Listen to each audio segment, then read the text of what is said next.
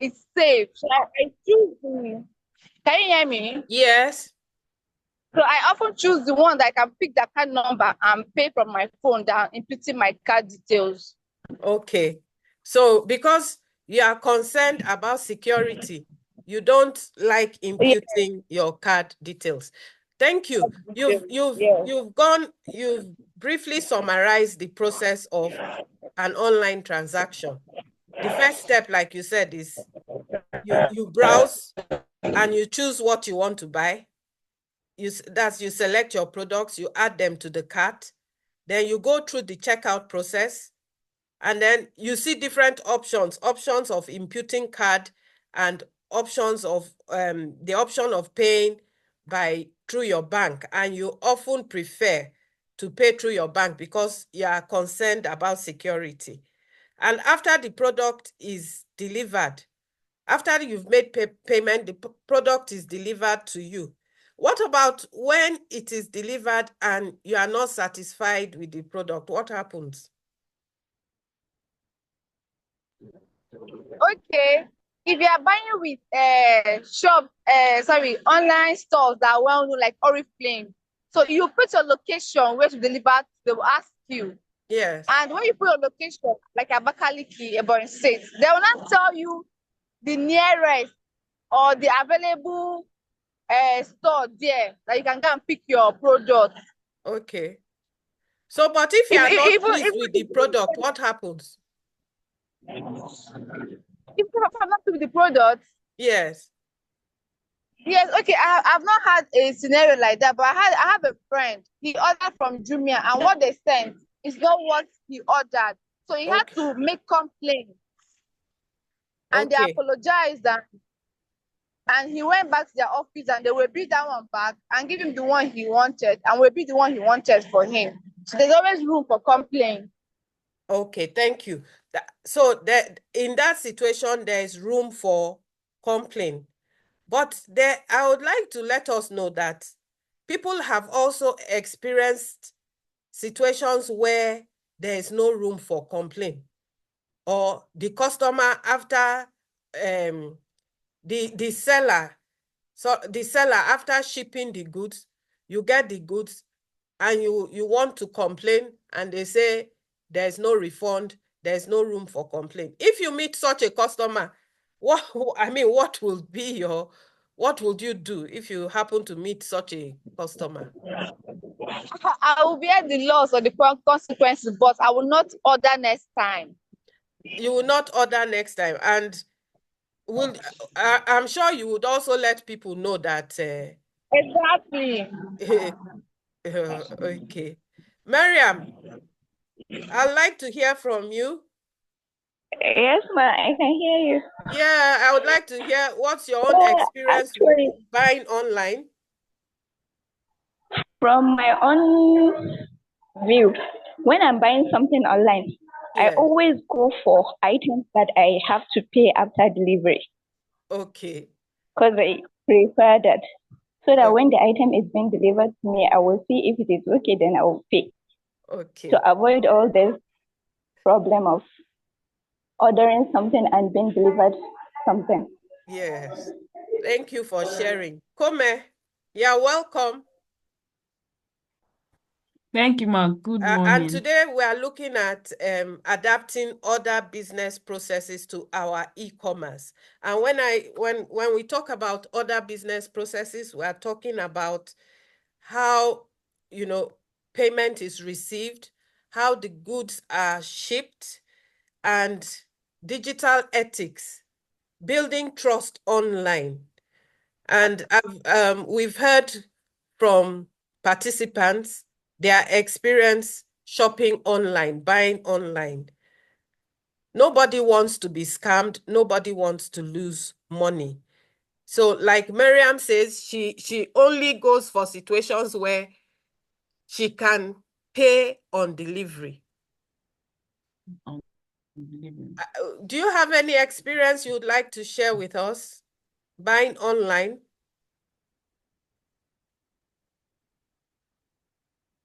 Well, sometimes, like from Instagram, I like to look at to see if my friends have patronized the business before I buy as well. Okay. Thank you. Outside the normal seeing if I can pay on delivery or reviews on the product.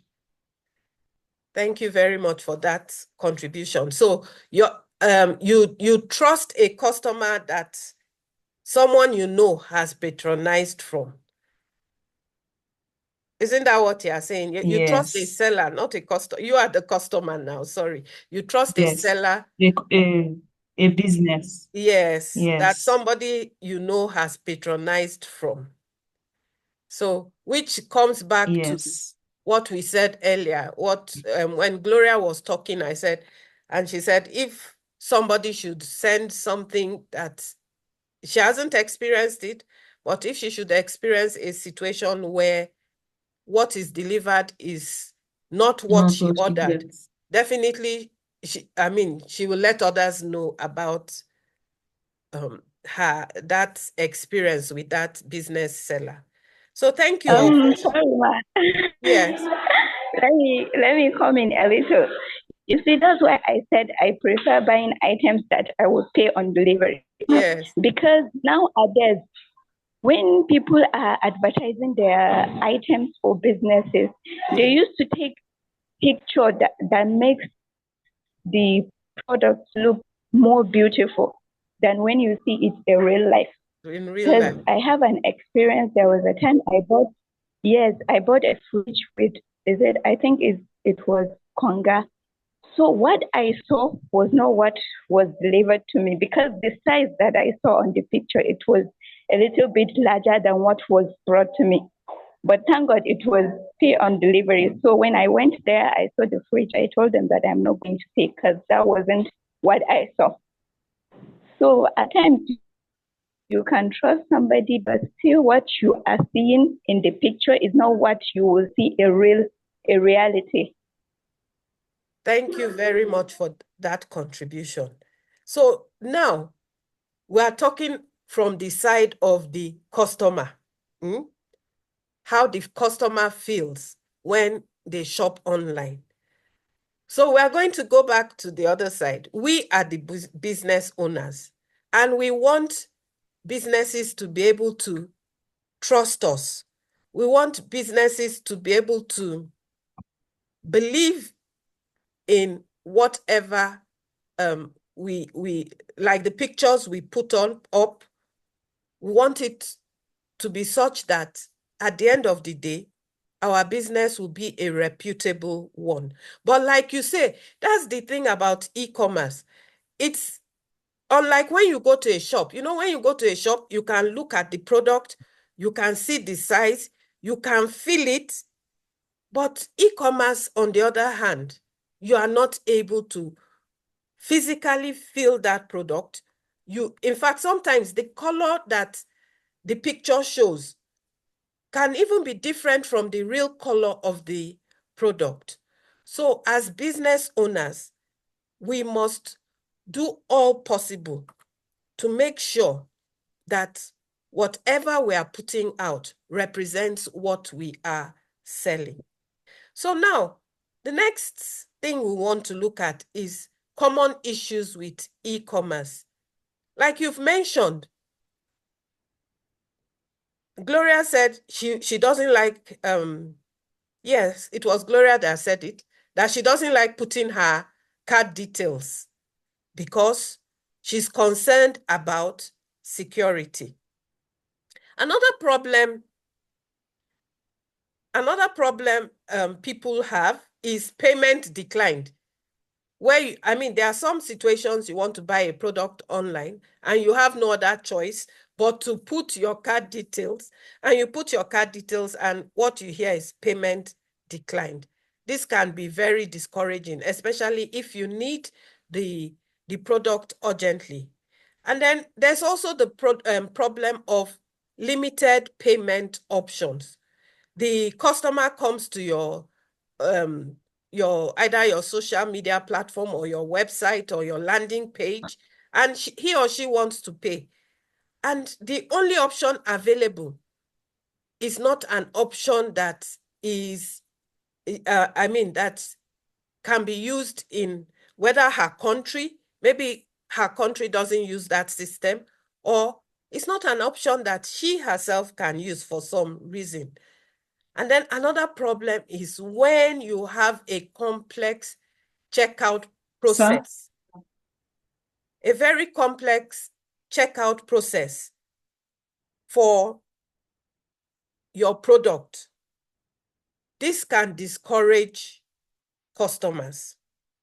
Somebody wants to buy something and you have to, it's almost as if you are giving details of your mother and father and grandmother and grandfather. In fact, at a point, you just give up and say, no, let me check another buyer. And the last problem that I envisage is if you are selling international to international buyers, there can be the confusion of currency. Conversion. Maybe you put it in Naira. How much is this in dollars? How much is this in pounds? So these are issues that people face when they are buying online. And for you to have a good e-commerce store, you must look at these issues and solve the problems. For the first one, payment security. The best way to solve that problem is by using a secure payment gateway. For the next one, payment declined.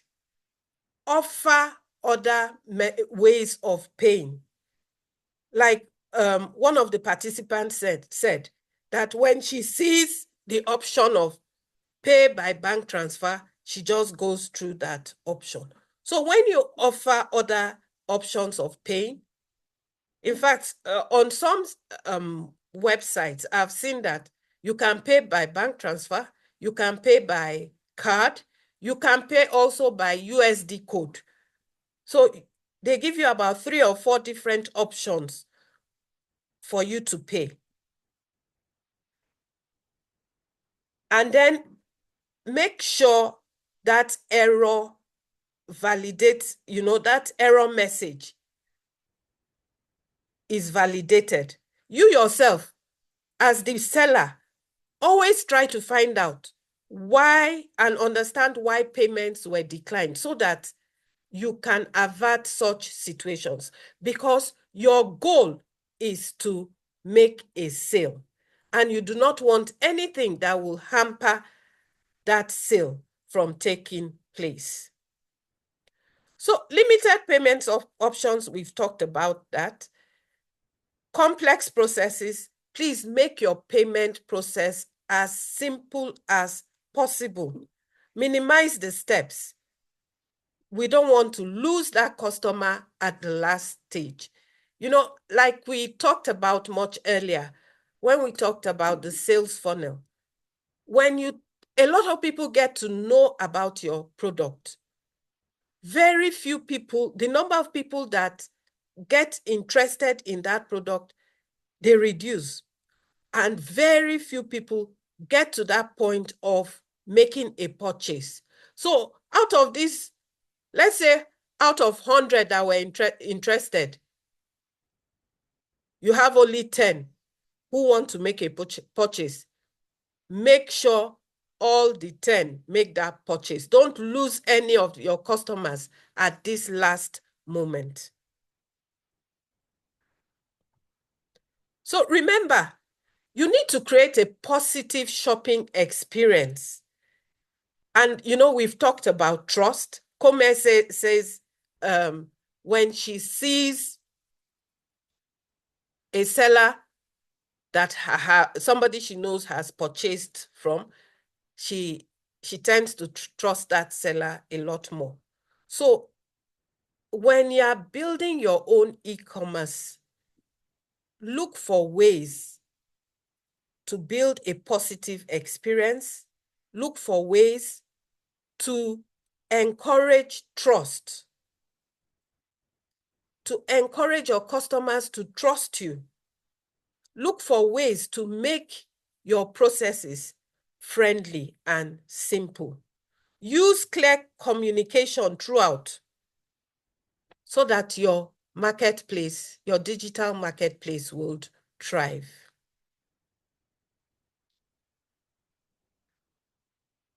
So having an effective and secure payment service is of paramount importance. It is very, very important. There are many payment service providers, so we'll get to that later. It is very important that your process is secure. Your process is trustworthy. Your process is reliable. This is crucial for your business success online. Normally, what happens after a sale? The customer buys. Then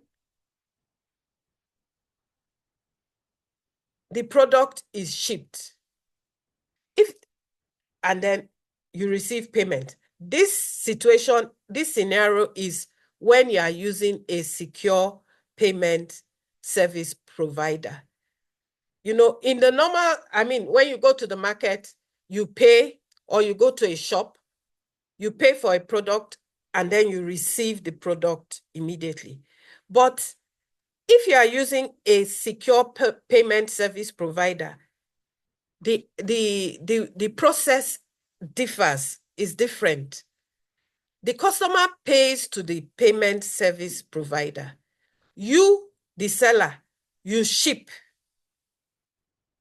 before you receive money from the payment service provider. In this scenario, the payment service provider is serving as, what should I use? Should I say a guarantor for both parties? The payment service provider wants to ensure that the seller ships the product to the buyer, and also wants to ensure that the buyer pays for the product. So, like we can see on the slide, we have the buyer, the payment service provider, and the seller. They are all connected. The payment service provider is there to protect the seller and the buyer.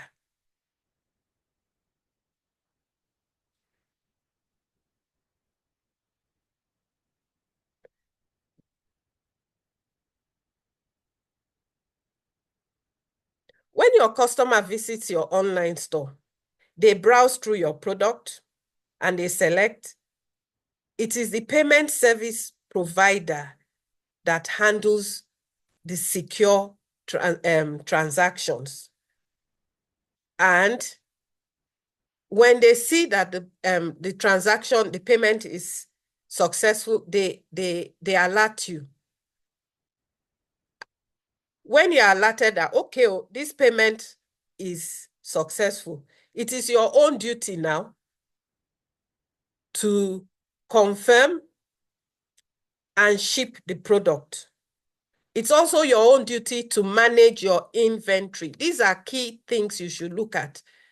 You need to always manage your inventory in e-commerce so that you are not advertising products that you no longer have in stock. So once you ship an item, you go back to your inventory and you say it's shipped, it's been sold. So you have, let's say you have 5 of that product. Now you have 1 less, so you have 4 more of that product. But in a situation where you are a service person, you are providing a service, the scenario will be slightly different.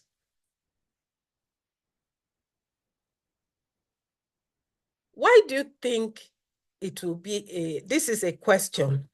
Do you really think as a business owner selling online, do you think it's necessary to integrate having payment service providers? And do you know the common service providers available in Nigeria here? This is a question for us as business owners. I didn't get your question. Can you Okay. repeat, You know, please? I was saying that for a secure online transaction, the best situation is where you use those that are called payment service providers. So let me even first start by asking, do we know of any payment service provider?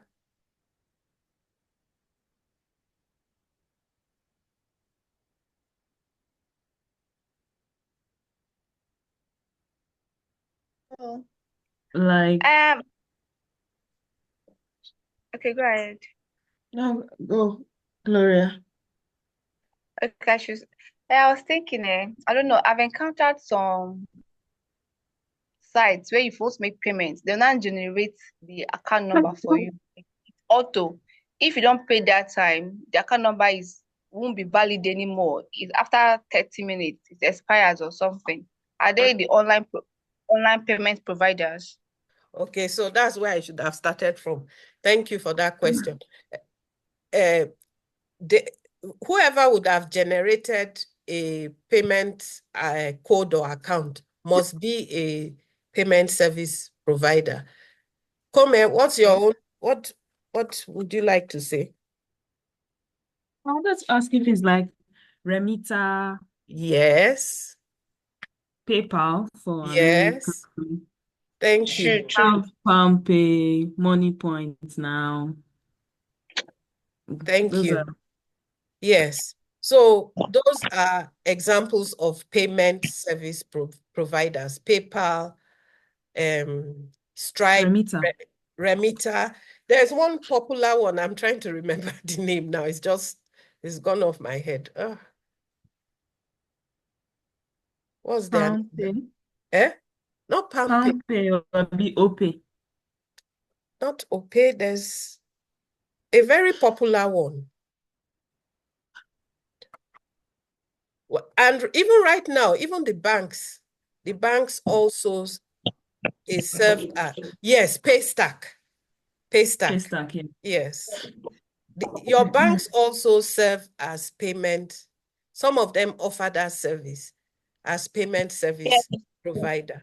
So I'd like to ask now, why do you think it's a good idea to use a payment service provider?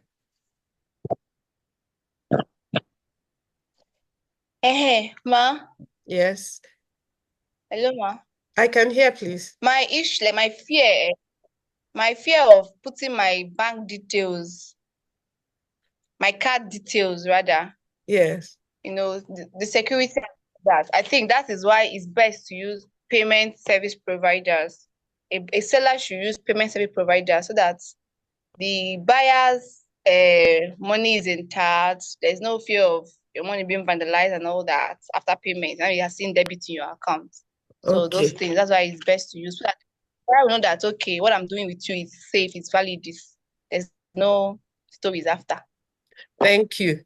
Thank you. So that's the reason why, because the payment service provider is there to check that you don't, the details that are put in, they are not accessible to you, the seller, So they are there to secure the payment.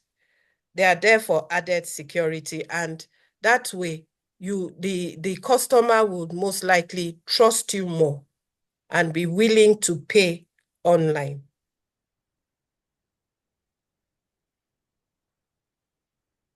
So how do you go about choosing a payment service provider?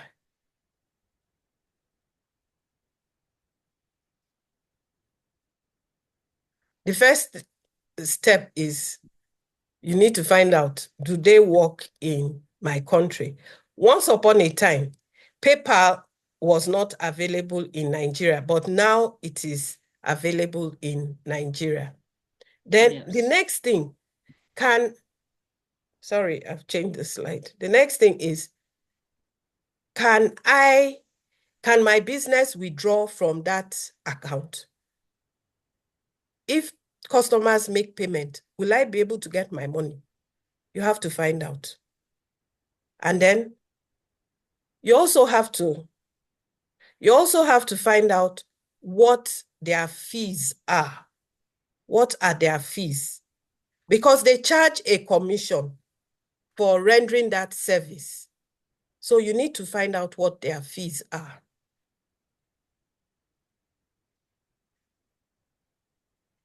You also need to look at, in the case of fraud, what happens? In the case of fraud, what happens? And then, how often will the system pay me? Because the way they operate, like I told you, the customer, you make a sale. Sorry, I said customer, I'm mixing it again. You, the seller, the business owner, you make a sale. The customer pays via the payment service provider. The payment service provider does not pay you immediately. There's a time frame. Some of them have 2 weeks or a certain period of time after which they will pay you. And why that time frame is there is to ensure that everything about that transaction went on smoothly. So you need to find out, will you be able to wait that period for them to pay you the money that is due you? And then last of all, their process, is it easy to integrate into your e-commerce? Because you don't want anything that will, turn your customers away. So it's now time for you to do your own research. If, look at the various options available in the country, look at your business model, look at your customers, look at all the factors I've just listed and choose the payment service provider you want to use. Most websites or most e-commerce sites allows you to use more than one payment service provider. So you are not restricted to one, and which is better so that you give your customers options.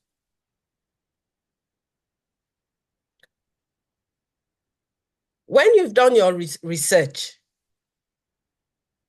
you then choose the best option for you.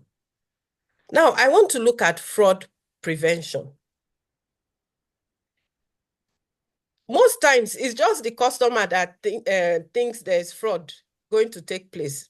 But we, the sellers, we have to beware. You can fall prey to fraud too. It's not just the customer that falls prey to fraud. Even you, the seller, you can fall prey to fraud. There are so many instances of sellers that have fallen prey to fraud. Does anybody know any story of a seller that fell prey to? This time, we're not talking of the customer, the buyer. A seller that... Yes, ma'am. You know a story. Please share. Yes, ma'am. There was something that happened. A woman, she's a caterer. She offered this food services to people.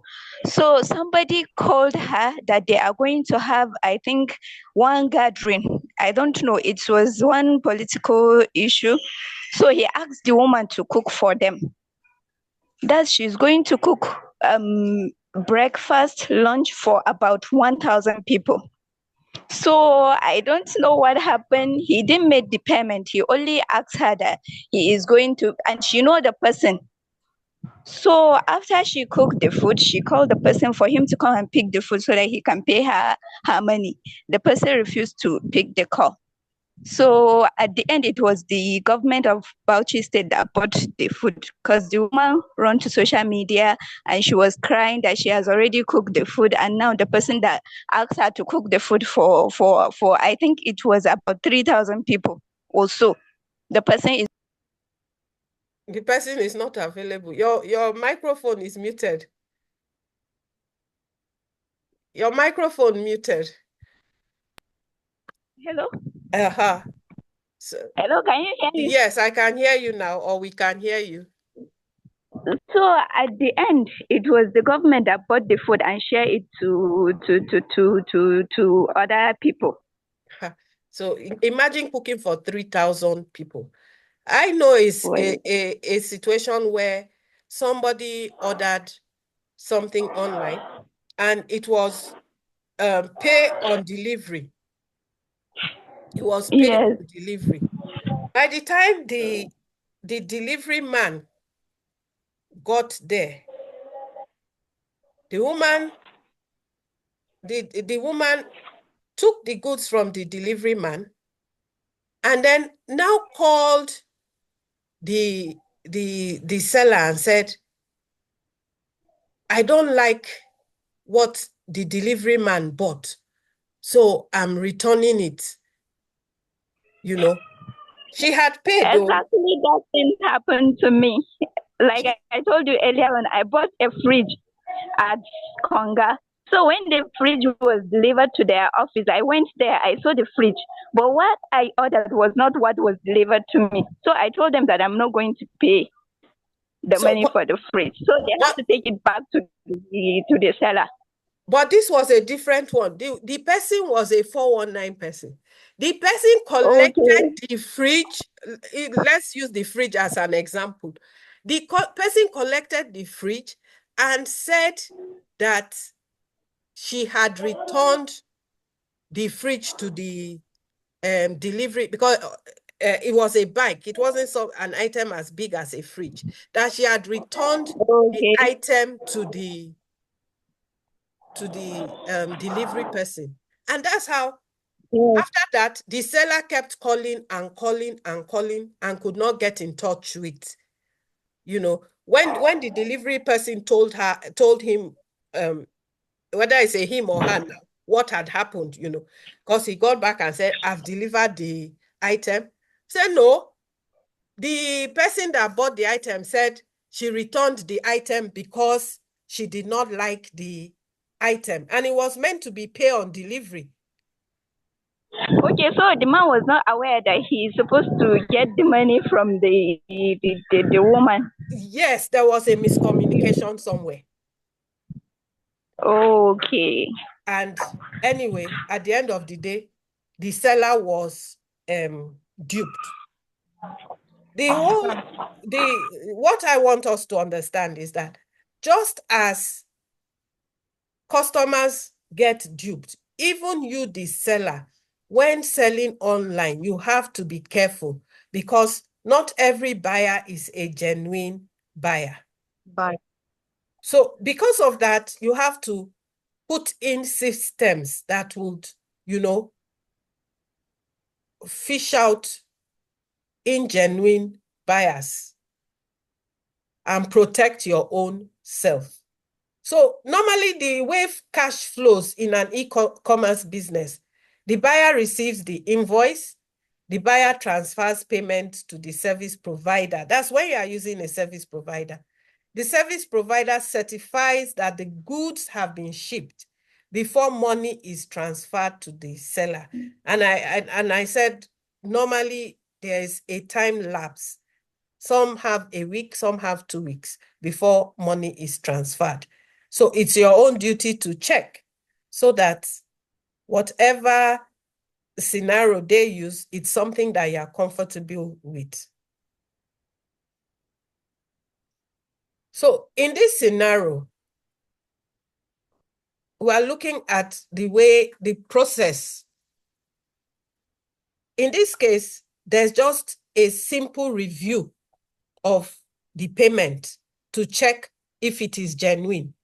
The purchaser places a new order online, and then the vendor immediately creates an invoice.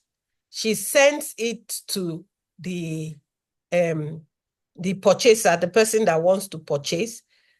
Likewise, she sends that invoice to the payment service provider to check for fraud. If he approves that it's okay, there's no fraud, you know, the payment goes through. But if peradventure he disapproves, then the order is stopped. That's a one system review system where it's just the payment service provider reviewing. If he approves, the vendor goes ahead and confirms that the payment is valid. She processes the payment. She fulfills the order and ships the order back to the customer. But if it is not approved by the payment service provider, that order is stopped at that point. But in a case where you have what we call a two-stage review process, this means that there's this added manual order review by the customer. I say customer, by you, the seller. When you go on the, when you go to the module 4, there's an example there whereby a buyer got an order for so many, I think she said 35 suits. She whether she's a fashion designer or so. And the payment service provider, you know, it still went through that process. The invoice was created, the payment service provider, you know, did their own review and said it was okay. That transaction was okay. But the woman, you know, felt there was something fishy about this order and went ahead to do her own review. She checked because she was quite 30, she had never had that amount. Okay, it's just like that person that ordered so much food to be cooked. So she just looked at it that, this person ordering 30 something, how many suits? I'm not comfortable. Even though the payment service provider has said that the card details, they are genuine and all that. So she went the extra mile. The address that was filled, she Googled it. There's no such address. The business name, she went a step further and tried to check more about that business. That business did not exist. And so with her own manual review, she was able to spot a fraud. The other day I was talking to somebody who is into fraud, you know, she's into fraud prevention in all e-commerce and all. So I asked a question that, I'm having this training as, what do you think should be a caution to sellers when it comes to purchase by customers?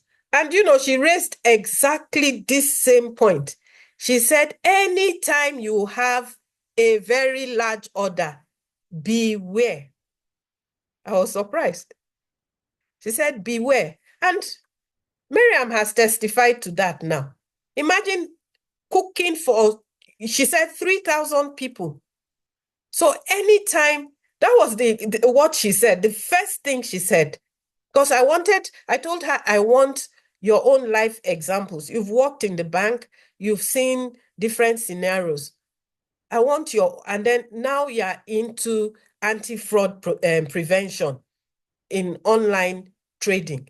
Please, I want your life examples. And what she said was, once you see an order that is very large, beware.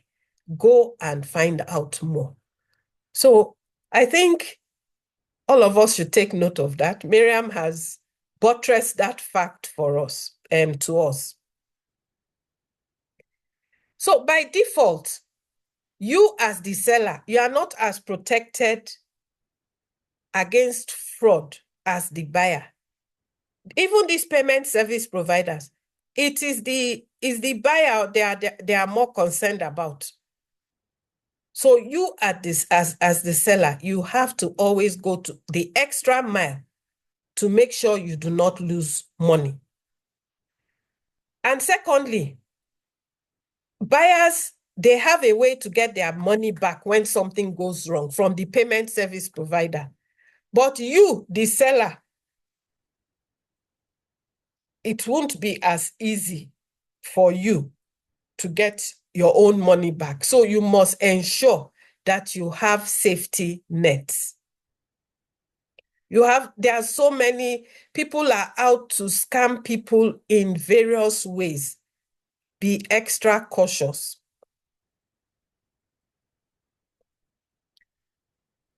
Now, setting up and running an internal fraud prevention system, it may cost you a little effort, but note, it pays off. It will pay off. That you yourself, you check.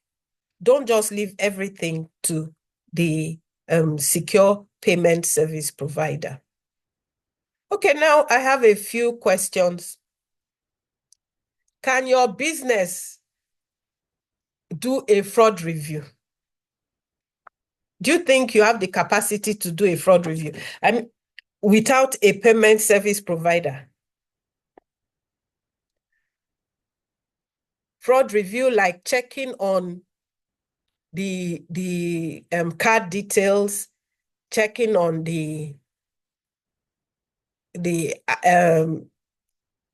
well, basically the banking details, the card details, and normally they will say the address of that card. Do you have that capacity to do a fraud review?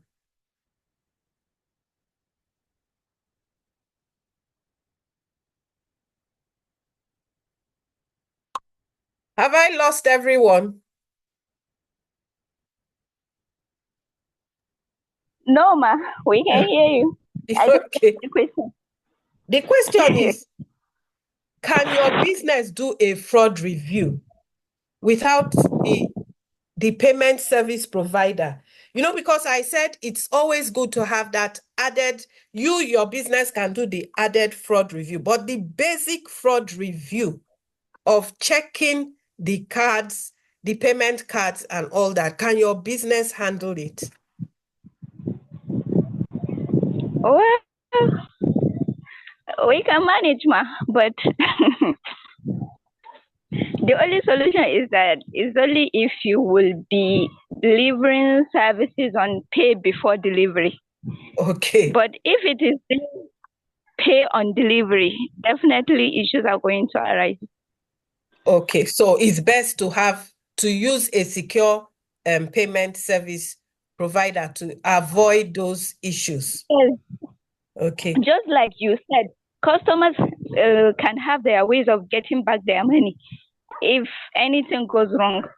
But as you, for the seller, it's very difficult for you to get your money back from your customers. Okay. Since most of these businesses are being registered. Yes. That is the beauty of when you use a payment service provider. You have highlighted the fact the business is registered. The business can be traced. So the customer can get their money back. You understand? But you, the business owner, the customer is not registered. The customer most times cannot be traced. But the payment service provider can check that the card details are genuine card details. And that aspect you might find you might not be able to do as an individual. You would probably not have that capacity of checking the card details, the banking details that they are genuine. But what you can do is to watch out for anything that is suspicious. That's the best that you can do. Tips for preventing fraud. Okay. You want to say something, Gloria? No, I'm just following. Except for that checking of fraud as a seller. I think Yes. the best, don't deliver your goods before payment. They should pay before you deliver. Even if they are paying through payment service provider, payment validates order. Put it there so they will know. Because I don't want to go through the risk of, if I deliver, the person I'm like, okay, it's not what I ordered, or start giving me excuse. I cannot handle that. If you pay before you get delivered, Thank you for your own suggestion, So now it's your own e-commerce. So design proper terms and conditions. Let it be correct. known. Your terms and conditions, like you have said, your own terms are pay before I deliver. So that Yes. must be made known on your e-commerce site, that these are your terms. So, and then terms and conditions also include if you'll accept refund, if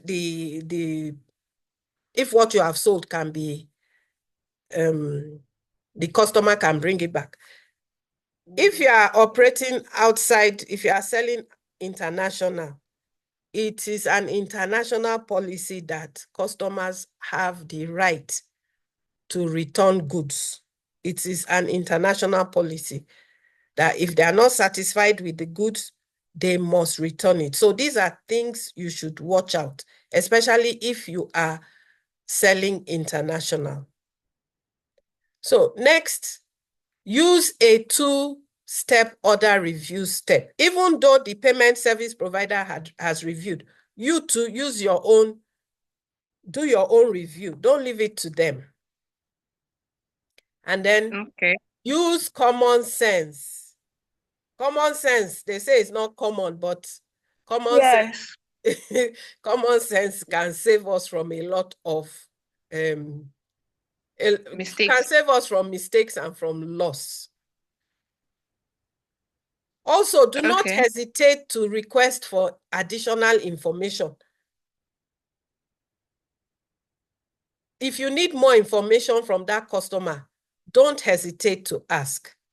But I would finally say, treat your customers with respect, even though you are asking for more information, so that just to ensure that the sale is a genuine, the customer is a genuine buyer. Please treat your customer with respect. Any order that you get and you feel is suspicious, cancel the order.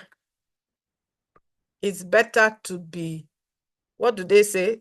It's better to be, what's that saying, than to be sorry. Who can help me complete that saying? I've forgotten it right now. So instead of you to be sorry at the end of the day, please just cancel that order if you suspect that you are being scammed. And with that, it brings us to the end of today's session. Ooh, do we have any questions? My question, my module 2 for self-paced learning. Yes. Are we expected to design? Because that thing, I don't know. I'm still stuck there. Are we supposed to design a website? No, okay. Is it the project? answers for the task? Yes. Okay. Yes. You're not expected to design a website, but okay. Let me look at the task. You're expected to, what if you were having going to have your website, what would the information that will be there? Okay. You So know? we should type it in, or how do we do? Because I download and download it. Yeah. I don't know how to get about it again. Oh, okay. After downloading, you type in the answers to the questions. I want to open it on another. And to help you, I did additional resources. It's on a Google Drive to help you best answer those questions. I saw that. Yes. So you can look at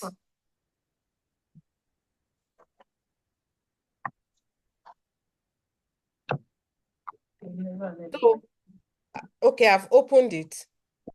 The first, I think is the first one that it is the one that talks of social media. It asks your social media, where you are now, where you want to go. Okay. So you can type in your answers in the box that is provided. The first question is where you want to go. What are the social media accounts that you plan on having within the next 3 months? Okay, that's after you have answered how many social media accounts do you have and on which platforms. So the essence of this task is that based on the course, the online learning that we have done and the self-paced modules, we want you to develop your own strategy for your digital marketing. So the questions are to help you think on how you go about developing your strategy.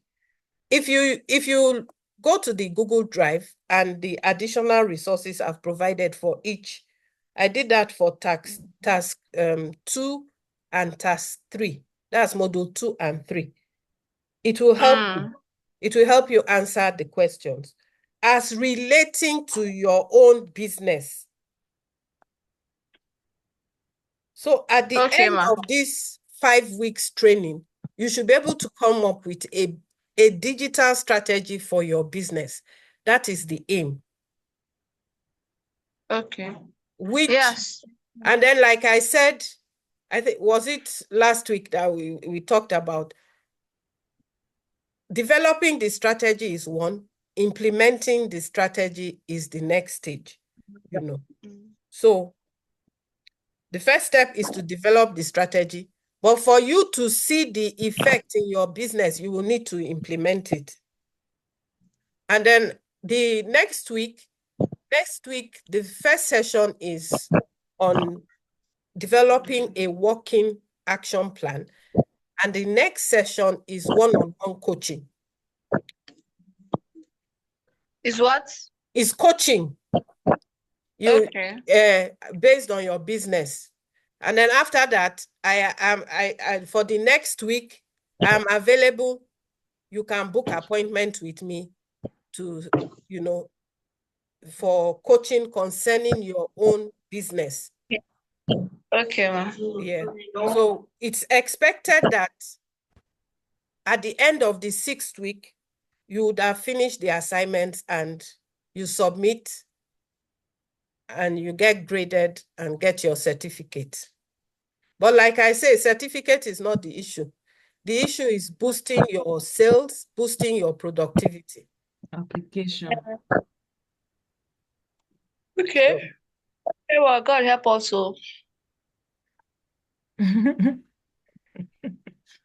Amen. So any other question? No question, ma. Kome, do you have any question? No. I don't. I missed because of network. Okay. I think I recorded it. I started a few minutes late. Please always remind me to start the recording immediately. Yes. So I'll upload it. I'll upload it to the WhatsApp group. If you have any questions, you can DM me. Okay. Now, if I may ask, thus we can access all the other previous classes that we have missed. Yes, except for